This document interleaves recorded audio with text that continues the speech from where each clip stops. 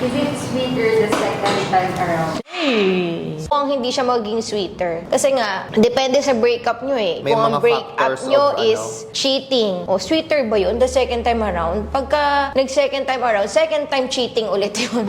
So, para sa akin, hindi sweeter. So, siguro depende sa dahilan ng May bitterness na. Oo, depende sa dahilan ng pagbe-break. Kasi it's either, alam mo yun, yung magiging, lalo na pag negative yung reason ng pagbe-break nyo, baka magkaroon lang ng gantihan. Or Pwedeng sumbatan. ganon, sumbatan, yeah. Going Kasi to in the be- first place, bakit kayo naghiwalay? Diba? Ba't kayo naghiwalay? Bakit hindi nyo na lang winark out yung relationship nyo kesa mag-end up kayo sa paghihiwalay? Like ko sinasabi, I'm a pro-relationship na tao. Ayoko nung, bitaw agad. Alam mo yun, if you can do counseling, everything, gawin nyo muna bago kayo mag-sort out sa paghihiwalay. Pero ang number one na reason dyan is communication. O, yun na nga. Kasi kung halimbawa yung parang sa movie, yung hindi niya lang masabi-sabi, tapos alam mo yun, tapos hindi na nagkaintindihan dahil hindi lang naman niya masabi.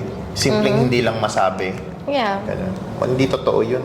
So, hindi ako sure kung sweeter siya the second time Sige, I around. would agree. Yeah. Hindi na siya Parang sweeter. hindi ko, So, is it feeling sweeter ko. the second time around? No. So, in Next the question. Oh.